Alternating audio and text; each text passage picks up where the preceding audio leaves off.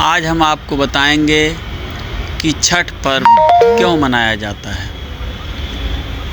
बताने से पहले अगर आपने हमारे चैनल को सब्सक्राइब नहीं किए हैं तो पहले सब्सक्राइब कीजिए ताकि हमारी हर कथा भजन जो भी चैनल पर पड़ेगी सबसे पहले उसका नोटिफिकेशन आपके पास पहुंच जाएगा। तो समय ना गंवाते हुए जानते हैं कि छठ महापर्व क्या है, इसका पौराणिक महत्व। तो लखनऊ उत्तर प्रदेश और ख़ासकर बिहार में छठ का विशेष महत्व है। छठ सिर्फ एक पर्व नहीं है बल्कि महापर्व है जो पूरे 4 दिन तक चलता है। नहाए खाए से इसकी शुरुआत होती है जो डूबते और उगते हुए सूरज को अर्घ देकर समाप्त होती है। ये पर्व साल में 2 बार मनाया जाता है, पहली बार चैत्र में और दूसरी बार कार्तिक में। चैत्र शुक्ल पक्ष छठ पर मनाए जाने वाले छठ पर्व को चैती छठ और कार्तिक शुक्ल पक्ष छठ पर मनाए जाने वाले पर्व को कार्तिकी छठ कहा जाता है। पारिवारिक सुख समृद्धि और मनोवांछित फल प्राप्ति के लिए ये पर्व मनाया जाता है। इसका एक अलग ऐतिहासिक महत्व भी है। माता सीता ने भी की थी सूर्य देव की पूजा। छठ पूजा की परंपरा कैसे शुरू हुई, इस संदर्भ में कई कथाएं प्रचलित हैं। एक मान्यता के अनुसार जब राम सीता 14 साल के वनवास के बाद अयोध्या लौटे थे तब रावण वध के पाप से मुक्त होने के लिए उन्होंने ऋषि मुनियों के आदेश पर राजसूय यज्ञ करने का फैसला लिया। पूजा के लिए उन्होंने मुग्दल ऋषि को आमंत्रित किया।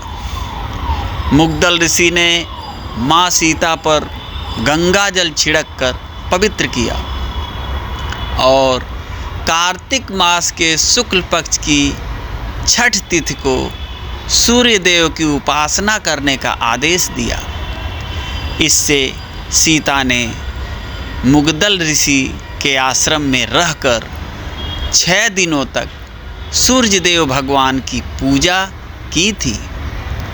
सप्तमी को सूर्योदय के समय फिर से अनुष्ठान कर सूर्य देव से आशीर्वाद प्राप्त किया जाता था। महाभारत काल से हुई थी छठ पर्व की शुरुआत। हिंदू मान्यता के मुताबिक कथा प्रचलित है कि छठ पर्व की शुरुआत महाभारत काल से हुई थी। इस पर्व को सबसे पहले सूर्य पुत्र कर्ण ने सूर्य की पूजा करके शुरू किया था। कहा जाता है कि कर्ण भगवान सूर्य के परम भक्त थे और वो रोज घंटों तक पानी में खड़े होकर उन्हें अर्घ देते थे।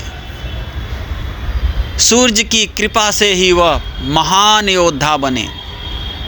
आज भी छठ में अर्घ दान की यही परंपरा प्रचलित है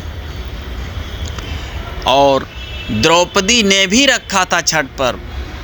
छठ पर्व के बारे में एक कथा और भी है। इस किंवदंती के मुताबिक जब पांडव सारा राजपाट जुए में हार गए तब द्रौपदी ने छठ व्रत रखा था। इस व्रत से उनकी मनोकामना पूरी हुई थी और पांडवों को सब कुछ वापस मिल गया था। लोक परंपरा के अनुसार सूर्य देव और छठ मैया का संबंध भाई बहन का है। इसलिए छठ के मौके पर सूर्य की आराधना फलदायी मानी गई है। क्या है छठ का पौराणिक महत्व, ये जानें। इन कथाओं के अलावा एक और किंवदंती भी प्रचलित है। पुराणों के अनुसार प्रियव्रत नामक एक राजा की कोई संतान नहीं थी। इसके लिए उसने हर जतन कर डाले, लेकिन कोई फायदा नहीं हुआ। तब उस राजा को संतान प्राप्ति के लिए महर्षि कश्यप ने उसे पुत्रेष्ठ यज्ञ करने का परामर्श दिया।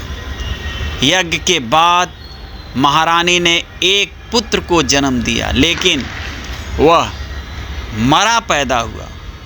राजा के मृत बच्चे की सूचना से पूरे नगर में शोक छा गया। कहा जाता है कि जब राजा मृत बच्चे को दफनाने की तैयारी कर रहे थे, तभी आसमान से एक ज्योतिर्मय विमान धरती पर उतरा। इसमें बैठी देवी ने कहा, मैं छठ देवी और विश्व के समस्त बालकों की रक्षिका हूँ।